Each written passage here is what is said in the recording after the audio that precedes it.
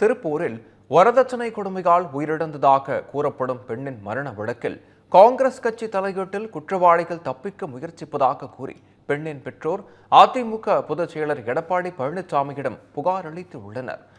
கைகாட்டி புதூர் பகுதியைச் சேர்ந்த ரிதன்யா என்பவர் தன் கணவரின் குடும்பத்தினர் உடல் ரீதியாகவும் மன ரீதியாகவும் தொல்லை தருவதாக கூறி தற்கொலை செய்து கொண்டார். இந்த சம்பவம் தொடர்பாக வழக்கு பதிவு செய்த போலீசார் விசாரணை நடத்தி வரும் நிலையில் சேலம் நெடுஞ்சாலை நகரில் அதிமுக பொதுச் செயலர் எடப்பாடி பழனிசாமியை சந்தித்த ரிதன்யாவின் பெற்றோர் மற்றும் உறவினர்கள் புகார் மனு ஒன்றை அளித்தனர்.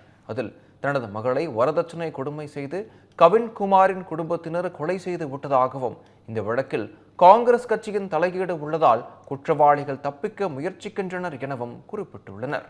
மேலும் அந்த மனுவில் ரிதன்யாவின் மரண வழக்கை சிபிசிஐடிக்கு மாற்ற நடவடிக்கை எடுக்க வேண்டும் எனவும் குறிப்பிட்டு இருந்தனர்.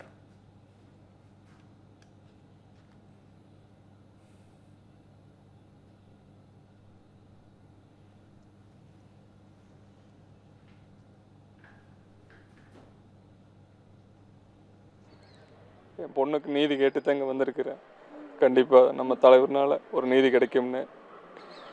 பிரேத பரிசோதனை முடிஞ்சோடனே நீங்கள் உடனடியாக எடுத்துகிட்டு போங்க, நாங்கள் உங்களுக்கு சப்போர்ட்டாக பண்ணுறேன்னு அங்கே லோக்கலில் இருக்கிற அதிகாரிகள், காவல் அதிகாரிகள், காவல்துறை கண்காணிப்பாளர் எல்லாமே ஒரு உறுதி கொடுத்து அந்த நம்பிக்கையில் நாங்கள் எடுத்துகிட்டு போனோம்.